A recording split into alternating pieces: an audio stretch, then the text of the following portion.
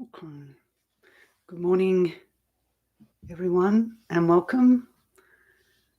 Just looking at the screen, it's a wee bit dark. It's still at the moment, but I assure you will get a bit brighter as the sun's coming up slowly on this cold winter's morning in southern New South Wales.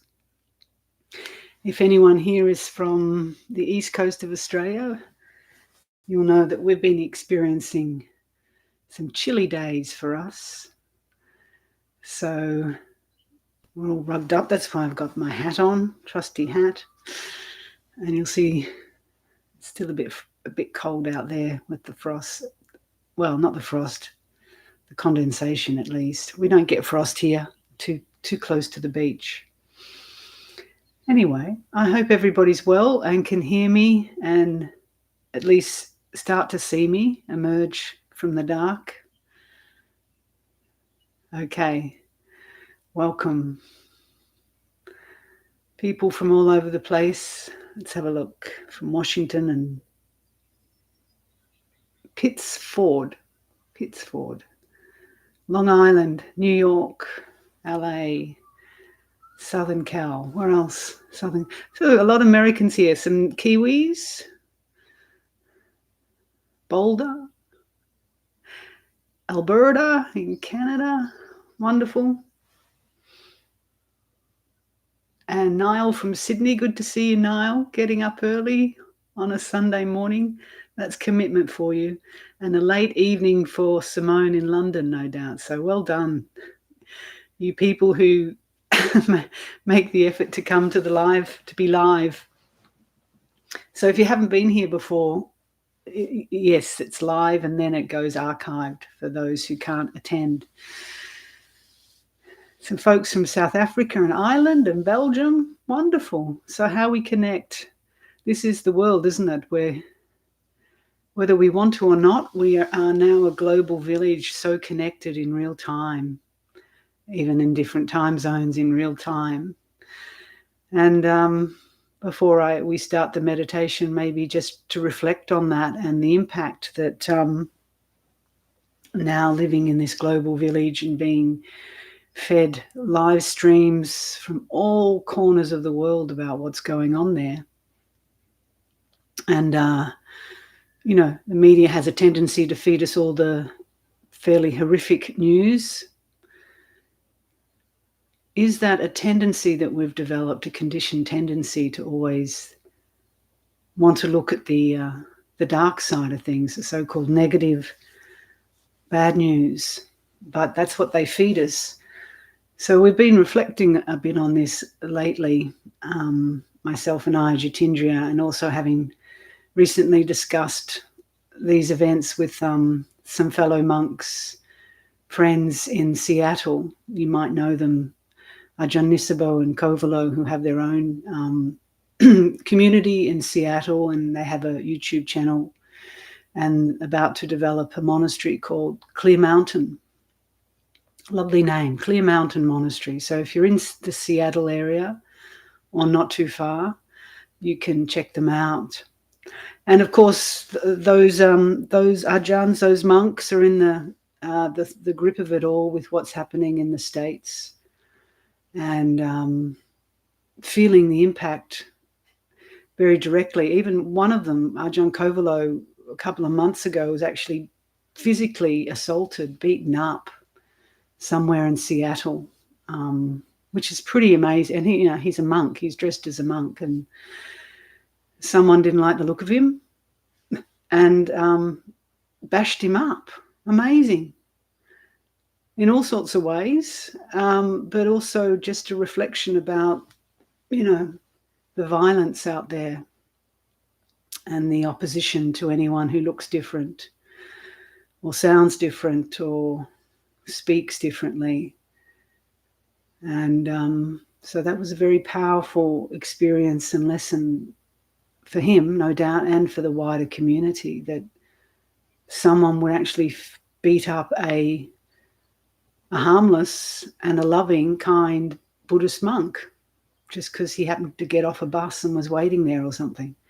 Astounding.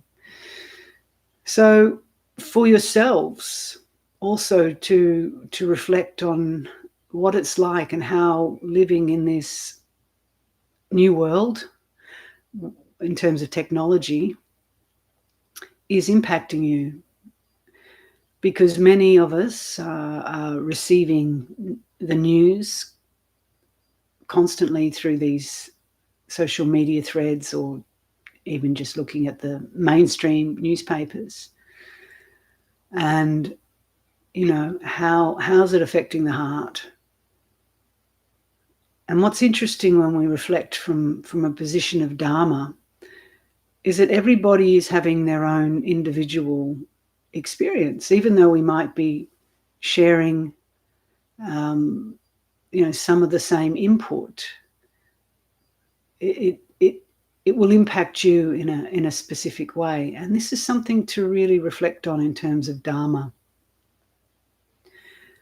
Whether it's a visual image you receive about things happening in Gaza, or the news about what's happening now in Iran and the conflict with Israel, the protests, the emergence of the new world order in the USA. You know, everyone's having a slightly different reaction. On the one hand, there can be a huge split in division about who's good, who's right, who's wrong. And then, you know, even if you're on the same so-called side, we'll all have different degrees of reactivity, or, it'll impact us all differently. That's what I'm trying to say. So only you can know for yourself how that impact is affecting you and what you need to do. So, you know, if you're feeling incredibly anxious and depressed and overwhelmed and feeling that you can't handle anymore this news and this state of the world as it's been given to us, then it is a good signal to maybe step away from it, you know. It's not that we have to pretend that these things aren't happening, but we also have to look at it with wisdom. Because on the one hand, it's only a snapshot of what's happening sometimes, somewhere, for some people. And yes, it does impact us all globally in terms of the economics, as most people are worried about the economics, of course. It's the first thing. How's it going to affect my bank balance or the prices of fuel? And that's fair enough. But, you know, we at one level have no control over that. All we have control over is how it impacts us emotionally, psychically, physically, and, you know, psychologically. So I just encourage you all to really make your own wise decisions about, well, how much you're ingesting of this current climate of news and doom and gloom. And from a Dharma perspective too, it's really important to keep what's called in Buddha Dharma, the two truths in mind. If you're not familiar with the two truths, just simply put, it's the understanding, the insight that there are two truths happening in this presentation of reality. We have the relative truth, which is what we would call the appearances. You know, there's a body person that we call Jayasara sitting in front of you. There's a window behind me. There's the appearance of trees behind me. There's a sound. Okay, so you're having this visual appearance, and you have your own relative reality wherever you're sitting right now, appearances. And then you also have the other truth of the absolute. And for those of you who have, you know, glimpsed it more directly than just a conceptual understanding, you'll know what I mean. And I imagine for many of you here, the reason you're here is because you know that there is a deeper truth to what we to what most of the world acknowledges. So this is the truth that transcends these appearances, that is the backdrop. And when you go into meditation, which I'm assuming most of you practice, you might glimpse this even for a moment. There's an understanding, there's a direct experience of this appearance of you, this sense of you as a separate self disappearing. Some maybe a little, some a lot. Sometimes the complete disappearance of this illusion of separateness. And you glimpse the truth of the fact that these are just appearances, but when one takes the mind to a deeper state of stillness and quiet, it all disappears. Well, the appearance of it changes, let's say, and the understanding that this appearance of solidity and separateness is simply that, just an appearance.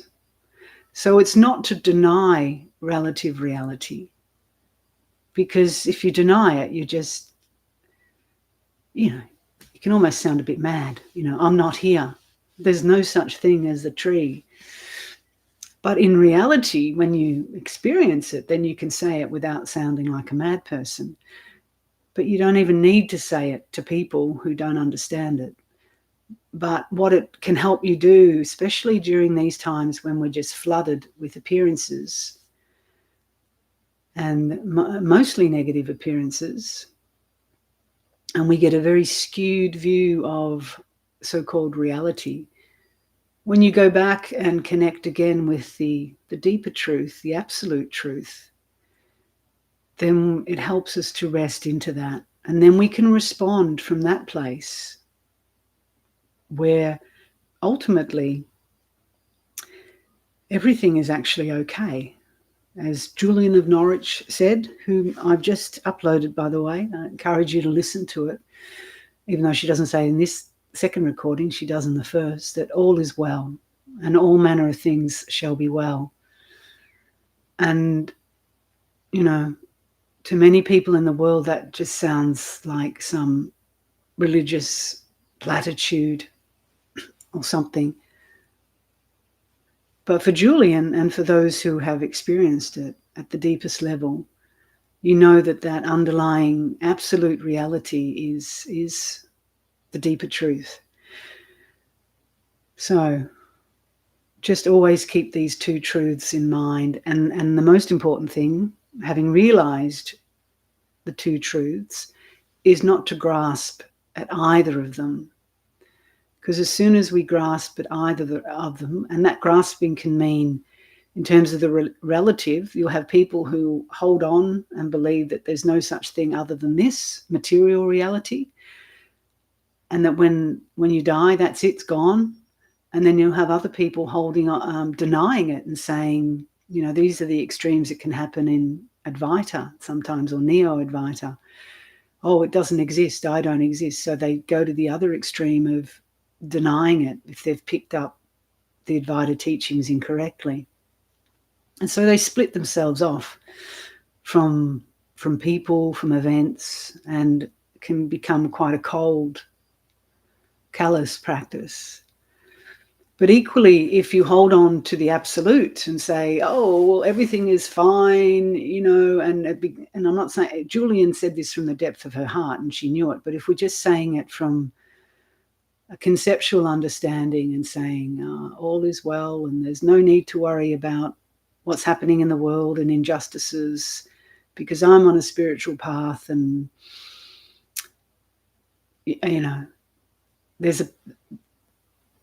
the truth is my permanent abode and all this sort of stuff, that's another extreme. So that's grasping another view, really. So you've got to see how you're sitting with these two truths and whether you can do the dance. So we're dancing between the two truths. And just lastly, one of the things that I've always found helpful when I feel that I'm taking appearances too seriously or believing in them too much, is to remember it's just a dance. It's just a play, what's called a play and display, things just appearing and disappearing. The metaphor is often it's like a dream.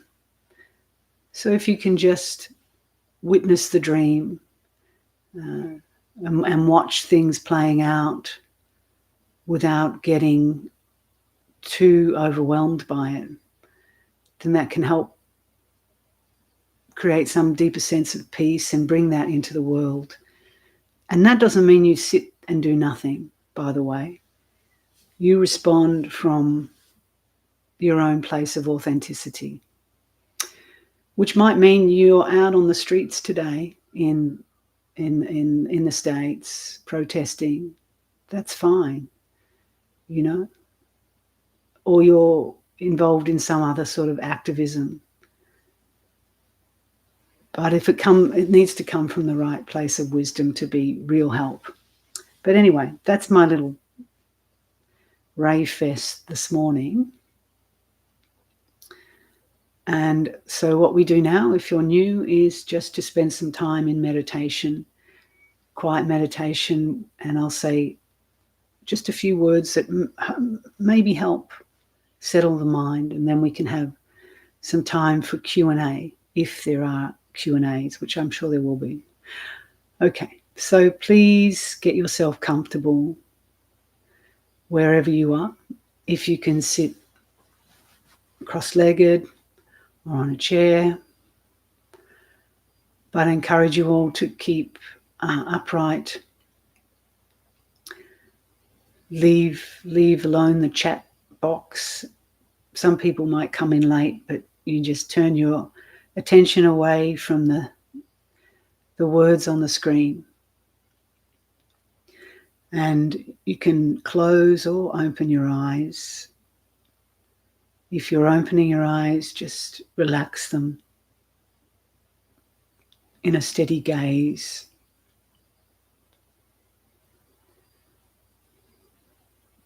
And taking a few deep conscious breaths, start to turn your attention inward.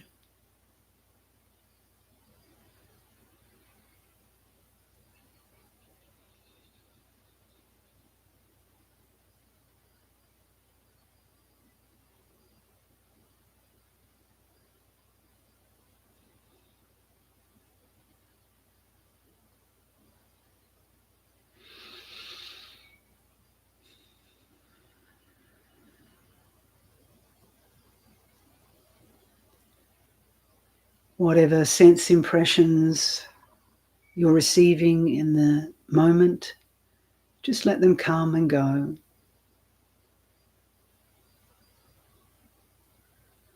Whatever lasting impressions and mental images arising within the mind's eye, the memories and thoughts, plans and concerns.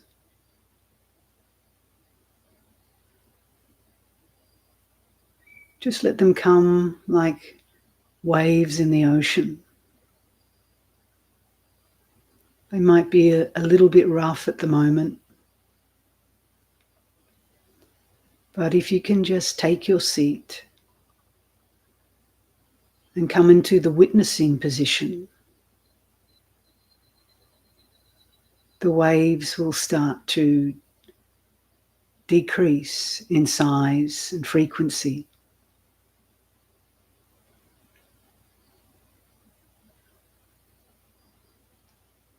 Becoming more like gentle lapping waves.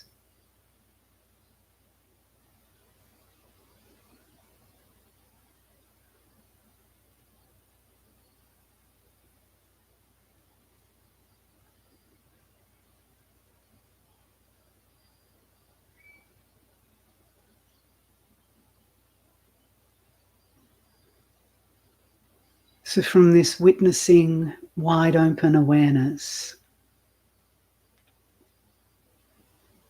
just rest the body rest the speech, and rest the mind within this wide open space of the continuity of awareness, luminous, bright awareness.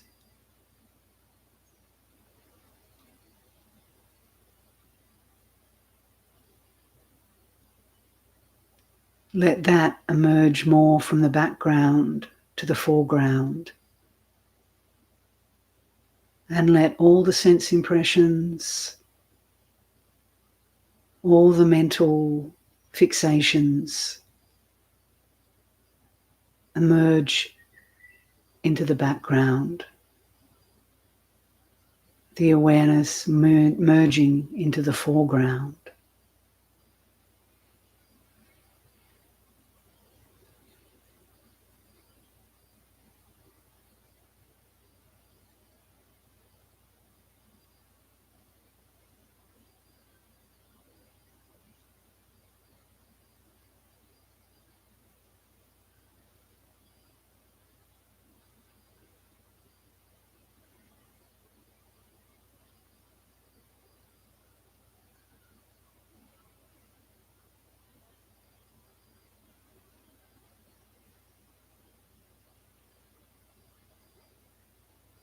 And don't pursue past thoughts and memories.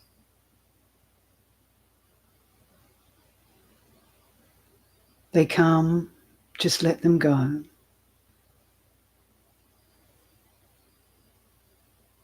Don't chase after them.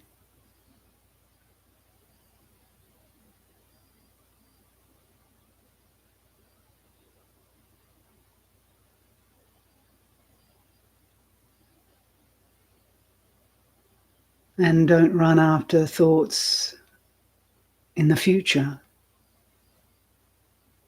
Plans, desires, fears, anxieties.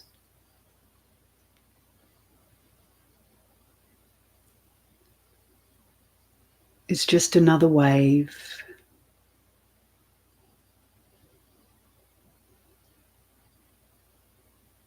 Watch it come and crash, and it dissolves.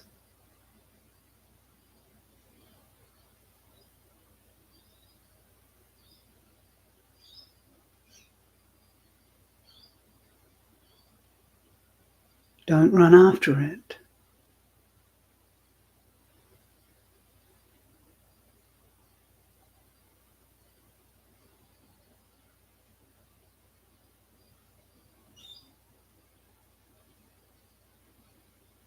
And in the same way, don't construct thoughts in the present.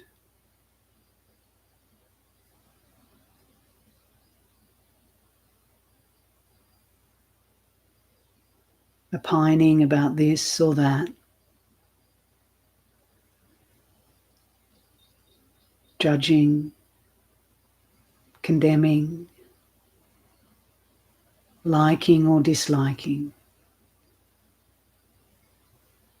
Just let the present be, free from thought construction.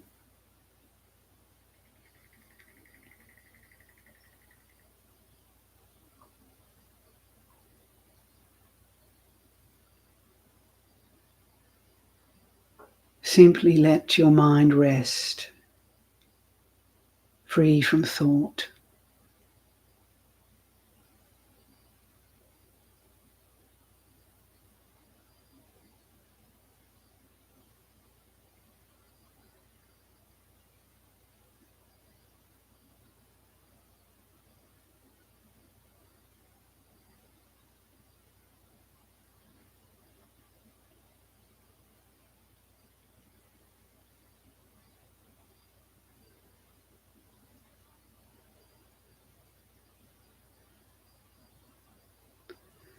So in this very moment,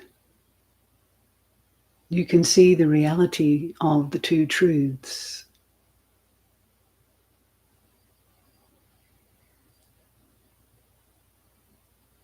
You see the appearances.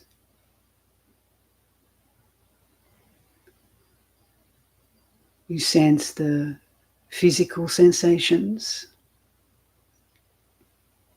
the perception of a body.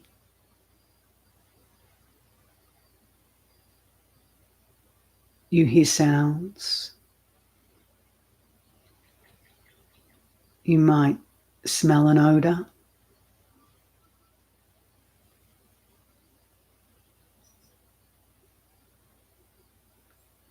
If your eyes are gently open, you might have the perception of a visual.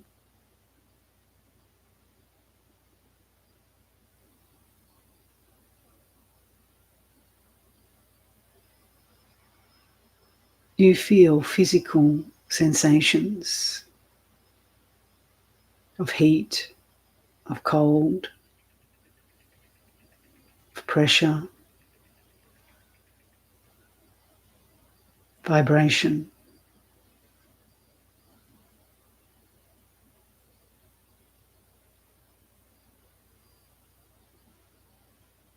And you see the appearances of thoughts, memories,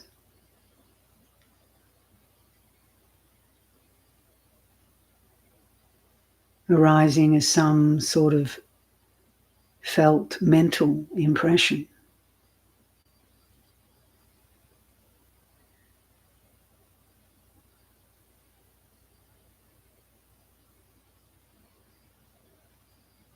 These are all appearances.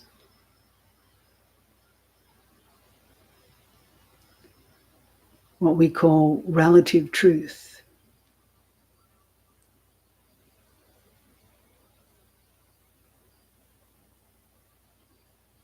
And onto this relative truth, these appearances, we apply labels and names. My body, my thought, a tree, a person,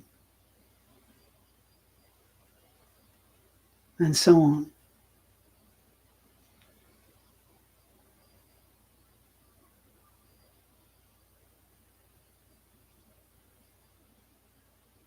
These are simply perceptions.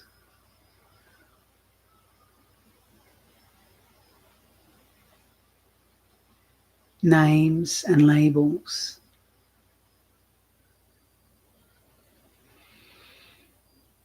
And we attach, we grasp, we hold on firmly to these and believe them. And we experience greater and greater solidity, division, and separation.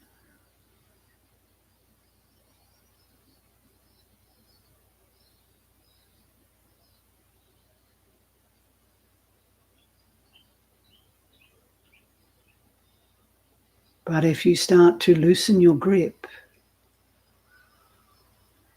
in this very meditation and simply watch,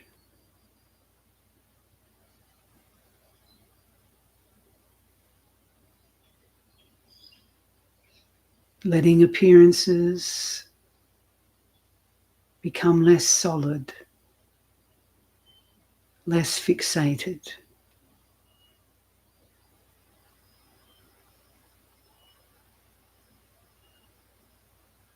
You start to notice their wave-like nature.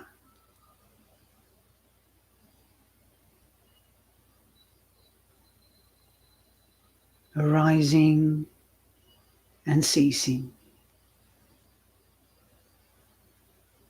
Arising and ceasing.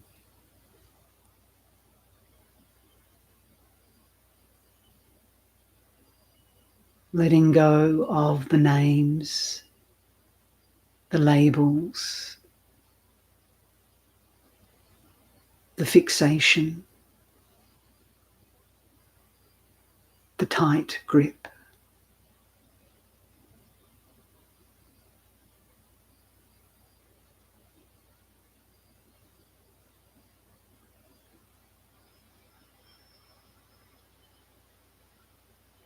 Just rest the body, rest the mind.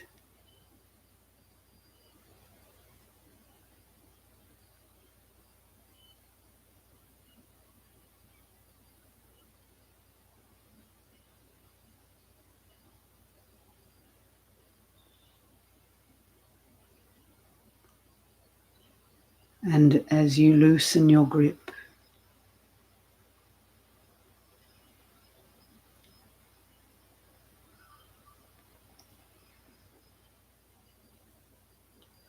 you might start to notice more space open up.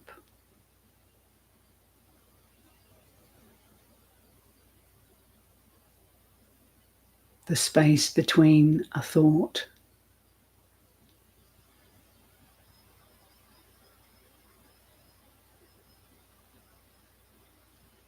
the space between a reaction.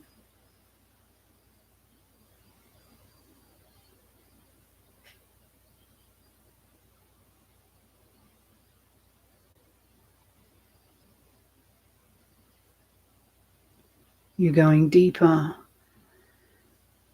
into the absolute truth.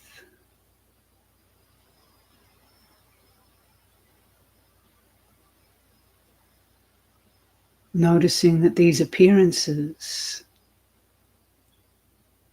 are constantly changing, impermanent, in a constant flux and flow.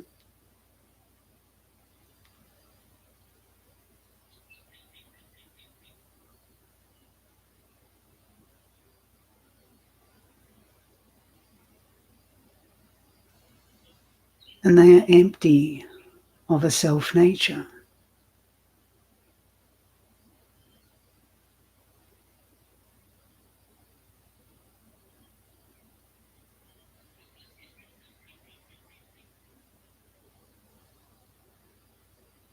How to see this?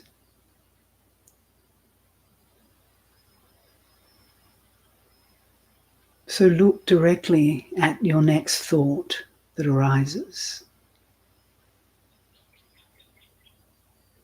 Look directly into it.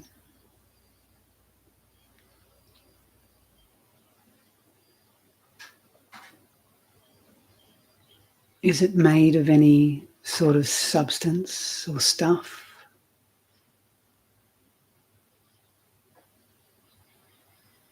Does it have a shape, a color?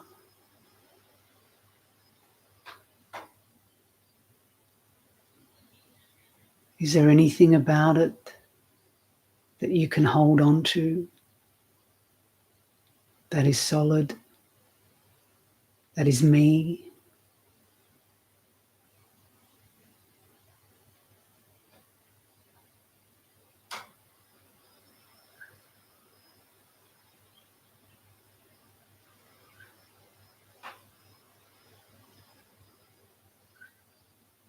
So you see how these thoughts are just appearances in the space of awareness.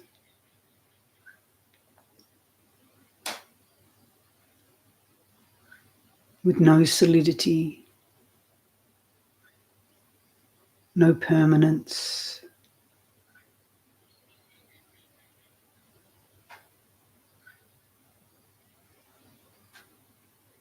Just a mental blip.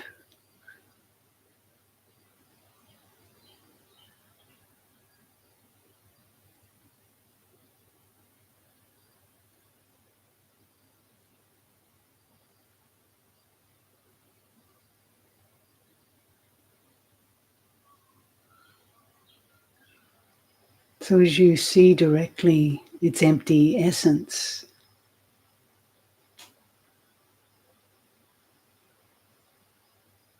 you should be able to just relax out of them.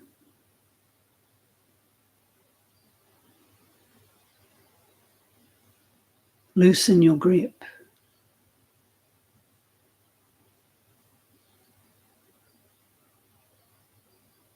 The same investigation can happen with feelings in the body.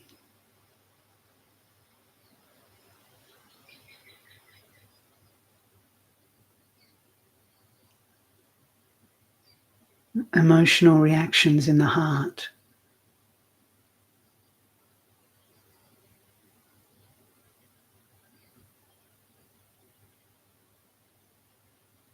Look directly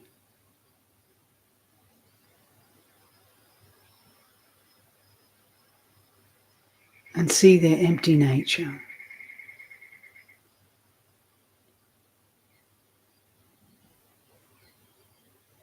From this state of undistracted awareness.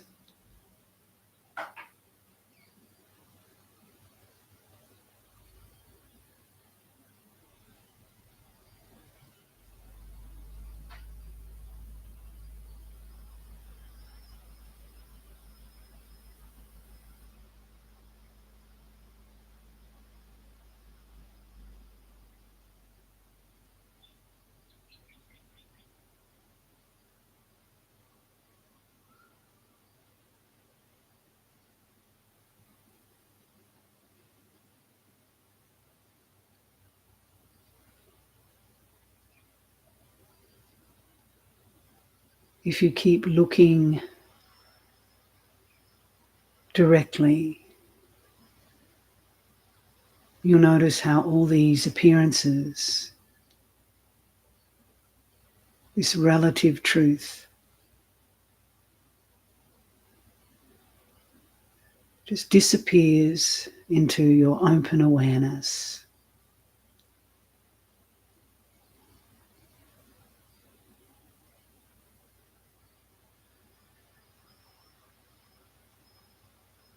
And it's not even your open awareness.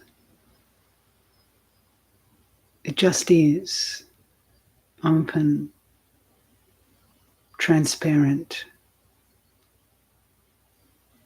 bright awareness.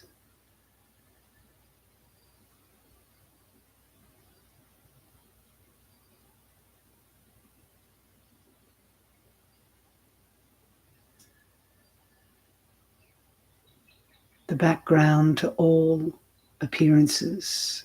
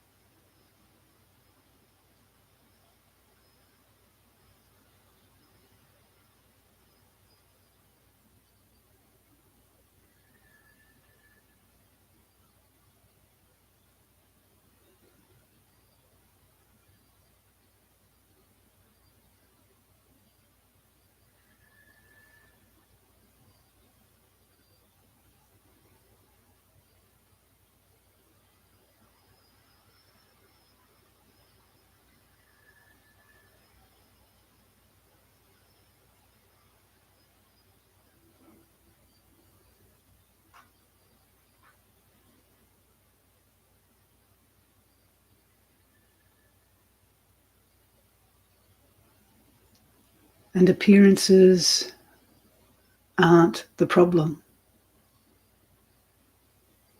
The problem is our reaction to them, our picking them up, our pushing away, our wanting or not wanting, liking, hating.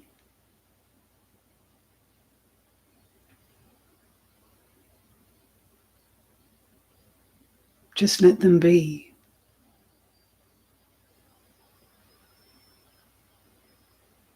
And see how they dissolve and disappear as quickly as they appear.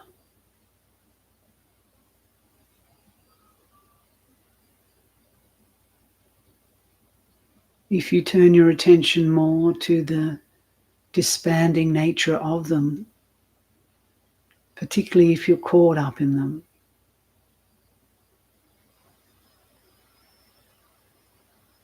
then you can let them go a lot faster.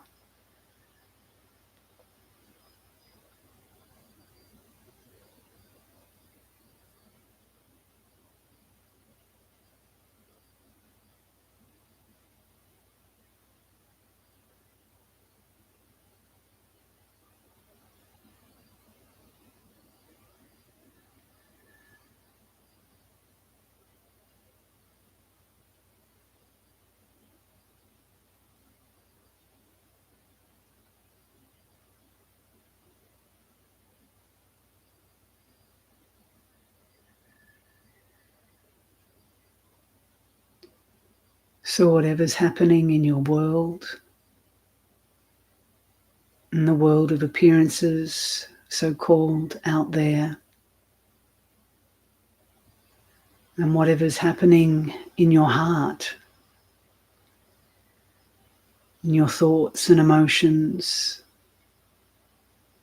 in your body,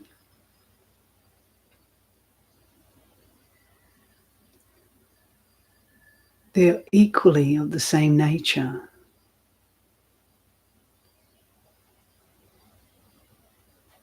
Empty in essence.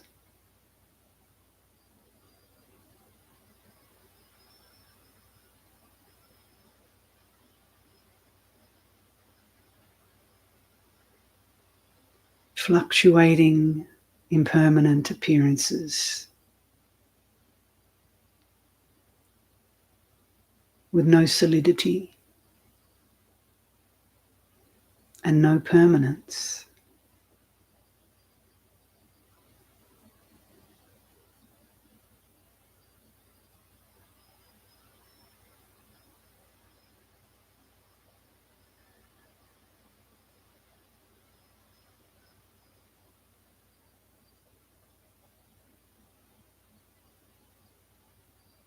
So just be the knowing that knows this.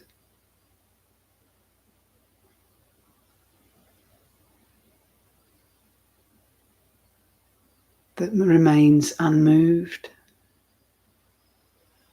untouched,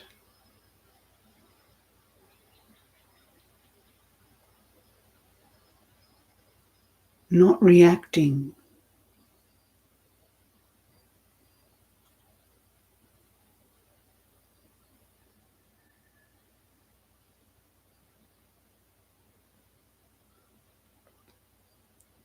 but still you find within that knowing nature a natural compassion.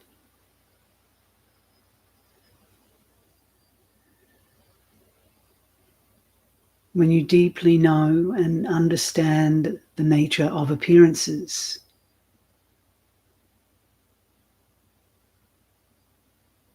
and can rest in your inner peace,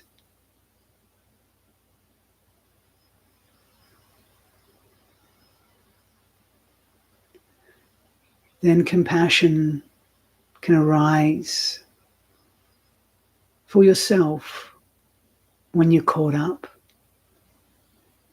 and for others when you see them caught up and suffering.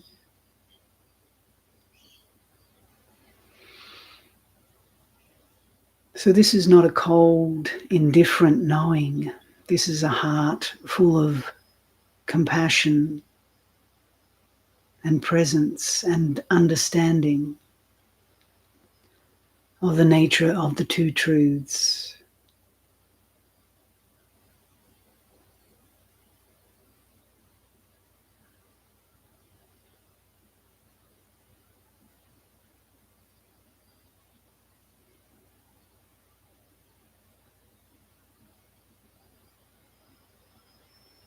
And this compassionate knowing is the antidote, is the remedy. You don't need to look any further than this.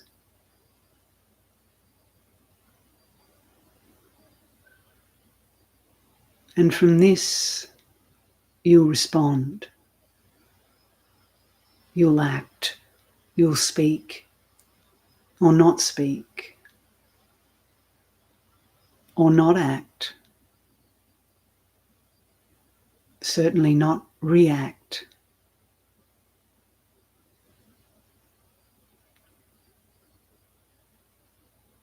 And from this place,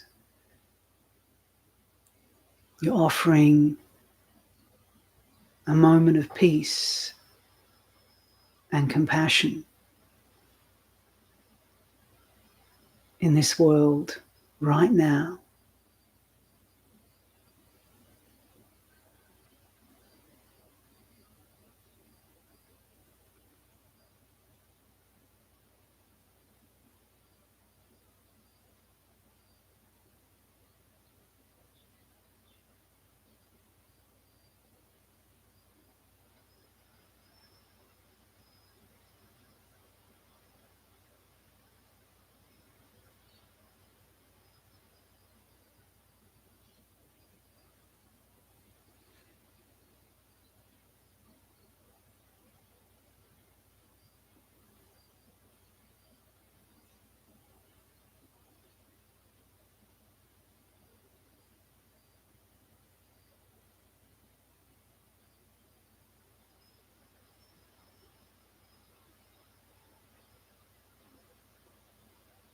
So as we come towards the end of this meditation,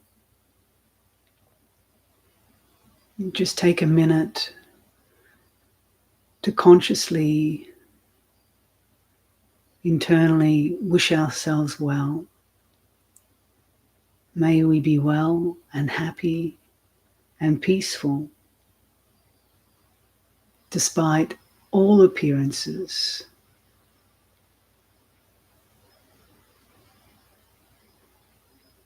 And may all beings in the world find their true nature and let go of fear, of hatred, of greed and ignorance. May they find true peace within their hearts.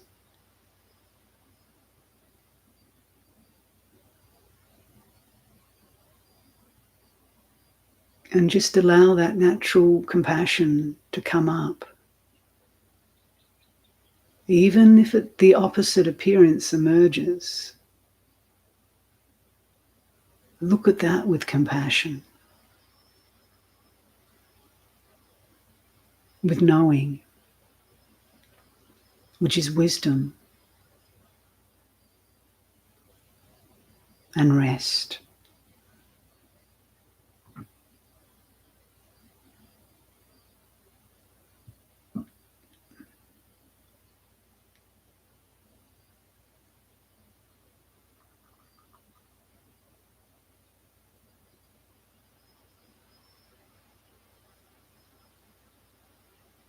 So just come out, and if you need to stretch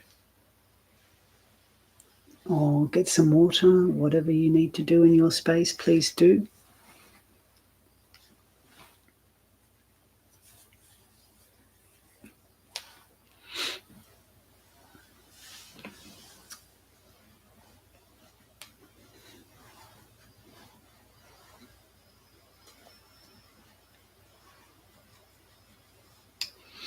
And there's an opportunity for some questions if they've emerged. I've got some foggy glasses here.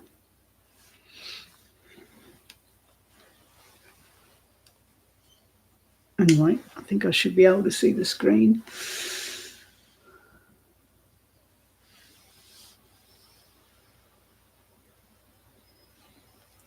Okay. So I just find one of the questions. Thank you for all your lovely well wishes, messages of appreciation.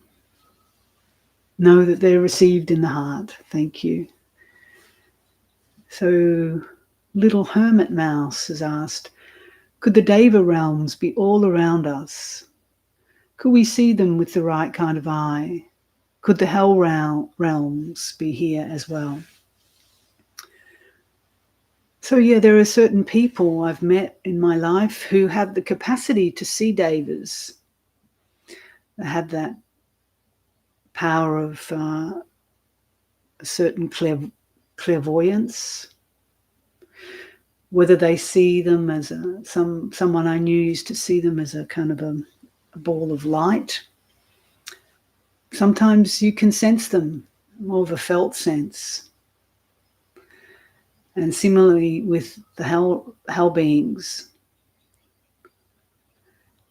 But even just putting aside the realms, the so-called other realms that the Buddha spoke of, the masters spoke of, because they could see them directly, but they didn't expect us to believe in them.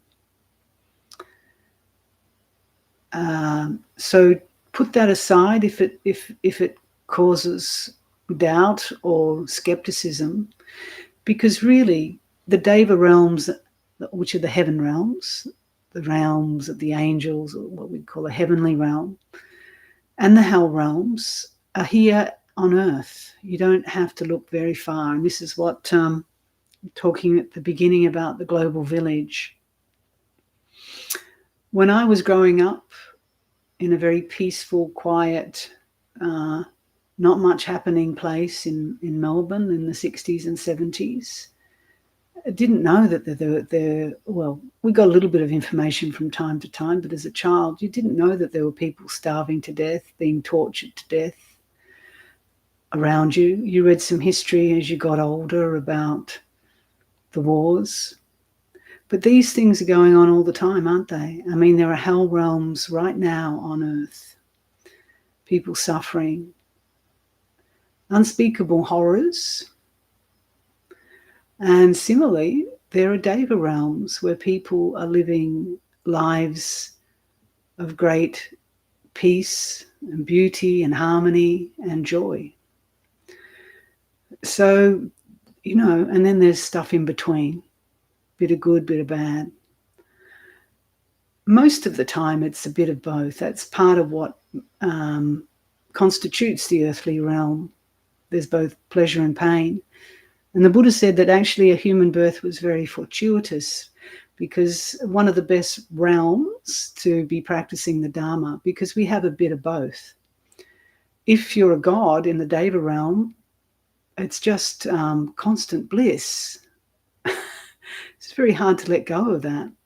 But eventually that realm comes to an end, and the only way that you move from up is down. So they do come down.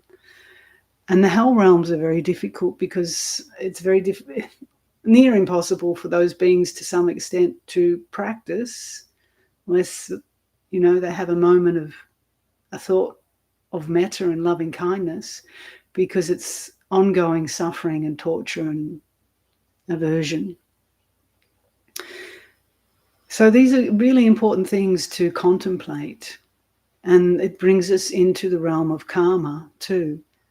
That, and you've got to be careful with how you pick up karma, interpret karma, as, because it can sound like a judgment. People are suffering because of their karma, so you need to really skillfully understand karma, though, and how, cause and effect work. And the Buddha said that we are all born of our karma, heir to our karma, owners of our karma. So whatever good we do and whatever evil we do, we will receive the resultant consequences of that. And this is something that we can bring into the present moment, where we see people's actions which are very unskillful, and if it's just a matter of belief, that so be it. But you can know for yourself when you, even in one moment, when you speak out of anger or hatred, often we get the results back straight away. So you can see karma working here and now. And you can imagine what the resultant karma is going to be for some of these people in the world who are causing such unspeakable horror and suffering on others. And then from that, maybe some, the normal response is to feel angry and outraged, which is fair enough. But if you can turn your mind to reflecting on the karmic consequences that people are making for themselves in the future, the mind boggles. And this is samsara. We've been doing this endlessly. Wars, torture, rape, slavery. It's been going on in different parts of the world since the beginning. So, but it's not all there is. There are other beings who are awake and who are kind and who are doing good deeds and, creating unspeakable goodness, unimaginable goodness. But we don't often see that because we don't get it reported. So such a skewed view of this earthly realm, which appears to be like a hell realm if you pay attention to just one, to the mainstream media or social media. Okay. Oh, this thing's gone.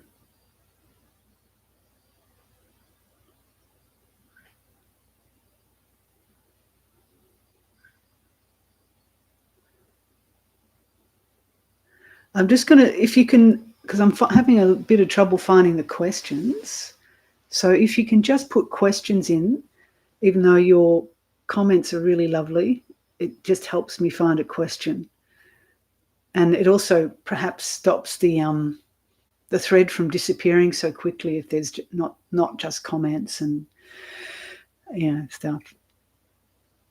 So how would one define that meditation we just did? How would one define it? I'm not sure we need to define it. It was what it was. It was a pointing to, hopefully, I don't know how it was for people, but it was supposed to be a pointing to, you could call it an inquiry, couldn't you? To look at the nature of the aggregates, what's called the 5 khandhas or skandhas in Sanskrit. To look at the conditioned realm and to inquire into it and to see its impermanence. And that moves you from everything is impermanent, I got it as a conceptual idea, to looking and seeing, oh my God, everything is impermanent, not solid, not a self. So that is direct experience and seeing. You're not thinking about it, you're seeing it. And pointing to seeing, experiencing, not with your eyes, obviously, because you can't see this, recognizing the awareness that underpins it. So it was like an inquiry meditation into the nature of reality and those 2 realities. Okay. Will you at some point take students for further studies? Well, this is what we're doing here and now. We're all here inquiring as students, myself included, further study into the nature of reality. So that's what I'm doing. I hope that's enough, because it's all we can offer. While I can still my mind, I don't feel I have tasted my true nature. Can you help me, please?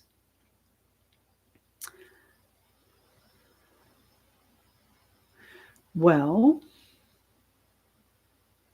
A lot of assumptions there that it's you stilling your mind. So I would again, I would encourage you to inquire into this idea you have that there's someone there stilling your mind, and that there is a mind to still. So go back to this meditation, or just into silence, sitting without any guided meditation, and look at the mind. Try to find the mind, and try to find this I that thinks they're stilling the mind. And that is it, as Patrul Rinpoche says. So, there is a meditation on my channel, if you haven't listened to it yet. It's Patrul Rinpoche's, and it's called Self-Liberating Meditation. It's full of these sorts of inquiries. You might like to find it. Let me just see if I can bring it up here while I'm on YouTube, and I could put the link in. Hang on, if you can all bear with me. Patrul Jayasara, as I'm searching. Here it is. So I'm going to put the in the chat box. Listen to that one. And it may, at the end of it, because it's quite a long one, it's 55 minutes, it might help you realize. Okay, so it's down the bottom there, I hope. You'll see a link. Yeah, so that's the link to the meditation in question. I think that will help you. Now, going back to try and find where I was up to.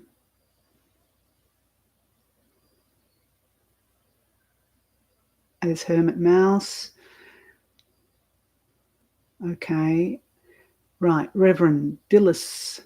How to see more clearly and stop the habit of mutual venting with friends.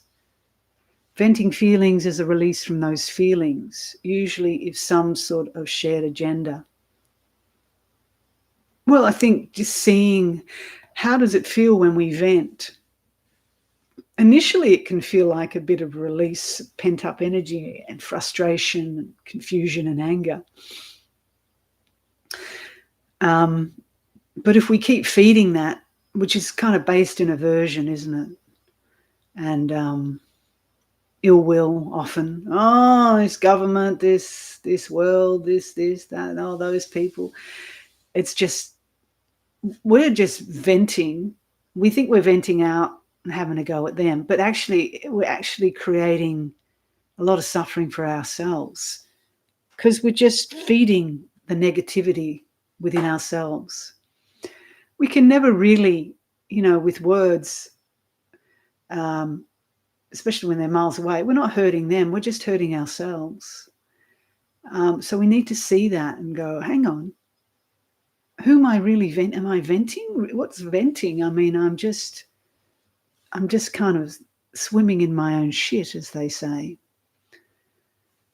So stop that. It doesn't mean you have to kind of, you don't want to repress these feelings of outrage and anger.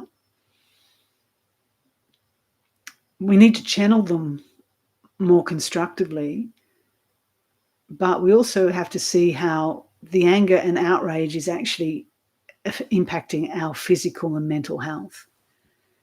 And this is why, with your practice, Reverend, to just really reflect on Dharma.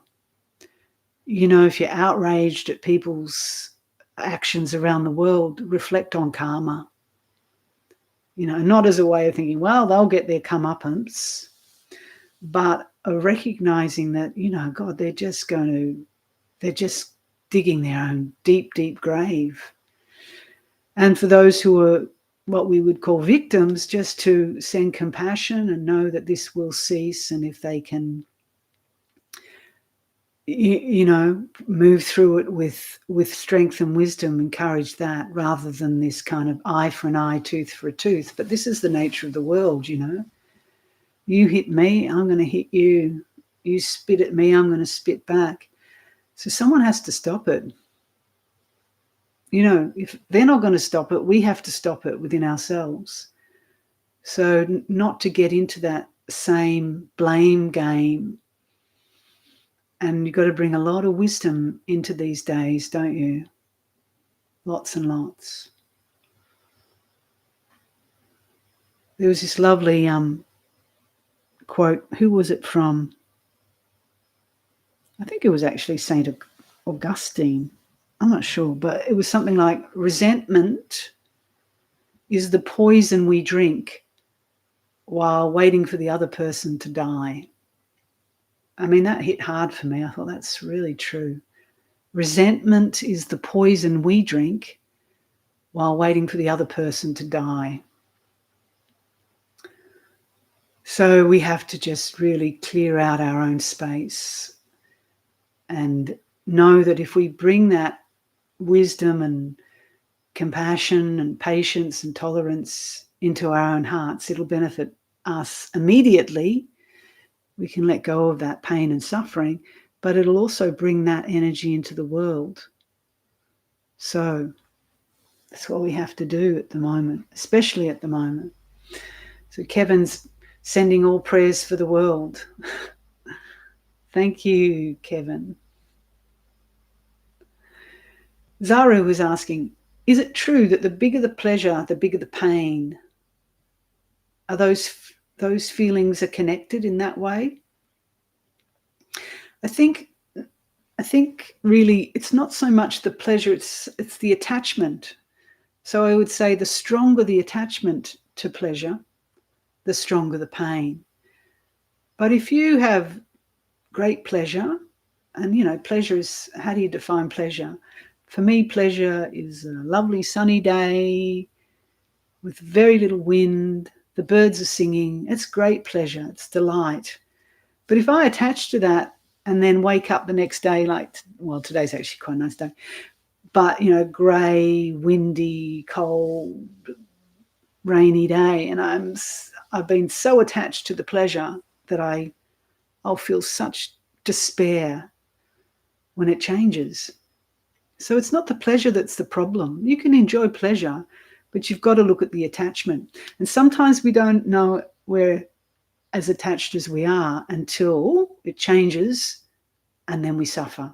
So if we're suffering when the pleasure changes, which it'll go neutral, or it may go unpleasant for a while, and we're suffering, we know there was attachment there. Yeah. So it's the attachment to feelings that needs to be investigated, and let it teach you. I mean, as I said, sometimes we just don't know how attached we are. So if you suffer, let that suffering be a teacher that, wow, I was really attached to that taste, person, thing. It'll be one of the senses. And when that changed, I went down so low. Okay.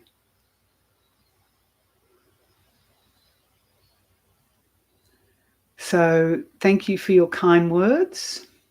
Can you talk about how attention, prayer, and the practice of the presence of God overlap? Yeah. I mean, you're saying overlap. I think those things are synonymous. It depends on what tradition we're practicing in, what cultural context these teachings have emerged from, and what, when someone says it, what resonates for you. So for some people, if I say, bring your attention into the present moment and notice the luminous awareness, they're like, what are you talking about? But if I say, not that I necessarily say this, but certain masters do, bring your attention into the presence of God here and now and feel that loving presence, that works, right? Because the conditioning, we've been conditioned in a particular culture or religion or spiritual practice. We got used to these words, and the words have become meaningful and meaningful pointers. So they they help us enter into the reality of what those words are. But at the end of the day, they're all just words. They're not the reality. So what works for you? And not to judge others, say, well, I don't like God, because God's got such bad connotations for me. So, just they don't know what they're talking about. So all these Buddhists don't believe in God, so-called. So I'm not going to listen to anything of theirs or I'm going to judge theirs. So just, when you go deeper into these teachings and understand what these mystics and masters were seeing, they were all seeing the same truth. But they came out and spoke about it differently, because that's what happens when you're conditioned with a culture or a language.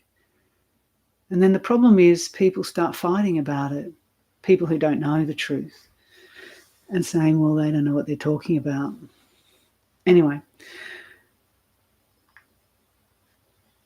someone close to me is suffering. Is there a skillful way to help someone glimpse that they have a choice to heal without crossing the line into forcing or guiding prematurely? Yeah, I think the most skillful way is just to be present and compassionate. And, to be open to saying something if they want to hear it, but not to go into someone and start proselytizing your great spiritual understanding on them. This is what we can do if we're not careful. Done it myself many times. And just to be with them where they're at. So you might have a sense that, they're compounding their suffering. I don't know. But you're saying that they have a choice to heal. This is what we've got to be really careful about. It reminds me of some of this sort of way people pick up karma, or some of these New Age teachings, that it's all in our control and we are the creators of everything that happens to us, and rada, rada, rada. So then we make people feel guilty that if they get cancer, it's their karma, or it's because they didn't think more positively, or they were too negative, or whatever. So we become incredibly judgmental and self-righteous. But, we don't know what's going on for these people. And we certainly, if that happens to us, we want people to just cut us some slack. So what does healing mean? Someone getting sick and dying and going through that dying process could be the very healing they need to wake up. So things aren't always as they appear to be. It's not just about it's not always a bed of roses and joy and lovey and everything like that. And that's why we can't judge what's going on in the world at that level. To us, what's happening in the world seems horrific. But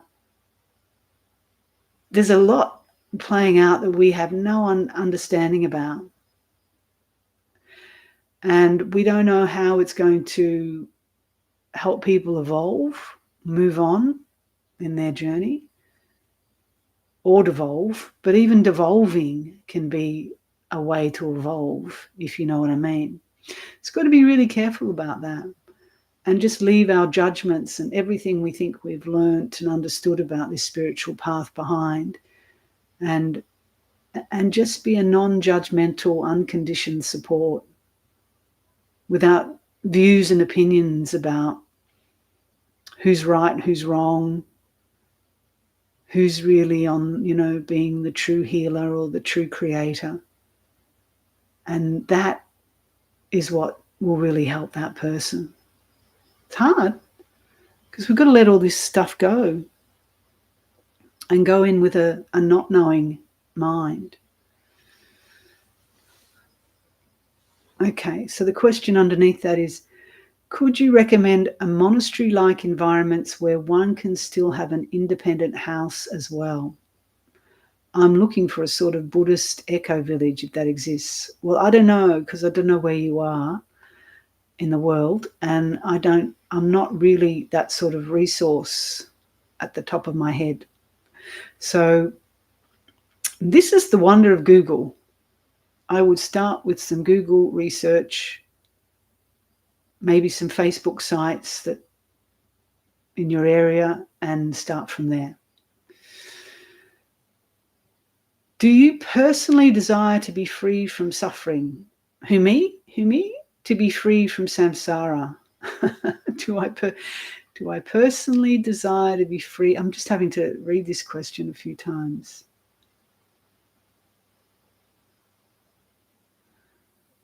Well, you know, I wouldn't be on this path wearing these robes if that, I would hope not, if that wasn't my intention. But it's an interesting question, because certainly when I started on the spiritual path, it was all about looking for a way out of suffering, because there was so much confusion when I was 15, 16. Not so much when I was really young. I was quite happy, like a lot of little children. There was no questions. You know, you had fights with your brothers from time to time. But it's when I got into that teenage angst years, and then started to be very conscious that the world was a bit of a basket case, and there was so much hypocrisy and, you know, pressure to be a certain way. And then those big questions about why are we here, what's the purpose of life, weren't really answered for me and weren't being offered. So I had to go in search of that. So it was from that initial confusion and suffering that put me on the path, which I think it is for most people. Otherwise, there's no motivation to look for a way out. But having found the Buddha Dharma, you know, it is the path to the end of suffering. So I don't feel like I need to be free from suffering anymore when I understand the way out of suffering, if that makes sense. And I understand the nature of samsara and what samsara means in this very moment, which is about clinging and becoming and wanting and attachment. That is samsara. And it starts, you know, with these mental proliferations. So understanding what samsara really is, not just as some weird concept, you know, or this Sanskrit term or Pali term, but samsara is here and now, and the way out of it is here and now. And that's all that meditation was a way out of suffering. It was looking at the nature of samsara. And what I said was, it's not the appearances, these samsaric appearances, that are the problem. It's the attachment and the aversion and the grasping appearances that get us trapped in samsara. And the way out of that is what I said, come back to that meditation, if you didn't make it for the first session, is to rest out of it. Don't make a problem out of samsaric appearances. And you see the way out of suffering is to recognize your true nature, which is this knowing, free, impersonal, by the way. Don't claim it as a new attainment. This impersonal nature that knows and sees and is free already. It's, you know, this notion of suffering is just an illusion. And it's what we create in our heads, in our imaginations right now. And the freedom is already there. So I hope that helps a little. Music is life. Death of my beloved dog yesterday. Feeling for you. It's very hard to lose a pet. We know that very well here in this hermitage. And this meditation is helping me understand that experiencing death firsthand is jarring, because it illuminates a perception of separation. Yeah. But don't be afraid to feel that pain either. The pain and grief and loss is natural. You know, we had this beautiful dog. It was a friend. It was full of unconditional love, as animals are. And that form has now gone back to the elements. And it stings. It really hurts. And yes, it is partly because we're attached to the form. We have to accept that. But that's just where we're at the moment. But to repress it and deny it and say, I shouldn't be, because there's no such thing as a dog. You know, it's just a form, it's just an appearance. I should be seeing through it and or just denying it, cutting it off. You've got to be careful about that. Use the pain and the grief to come deeper into an understanding. And there will be moments where you recognize, something within you recognizes, lets go of that attachment to that form, and understand that what you loved in that dog and what that dog loved in you is not something that ever dies, right? It's not the form of the smelly dog's breath and the saliva, you know. Loved in the dog was something you cannot put your hands on, but it doesn't go.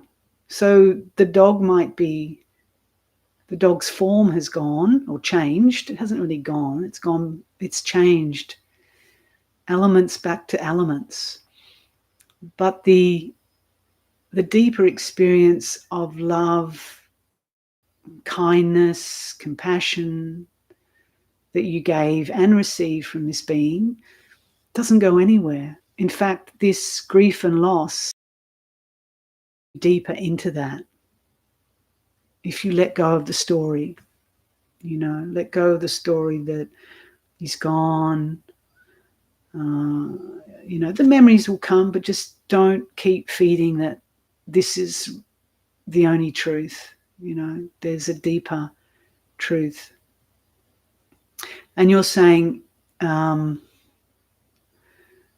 experience of death firsthand is jarring. Yeah, because it illuminates a perception of separation. That's right. And that's where the suffering lies, isn't it? Because you thought we think that you're you and that's a dog and there's a separation. But in reality, you realize that thing that connected you is not about the separation. It's about the interconnection and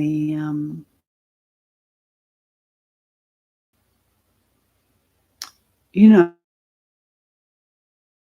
the same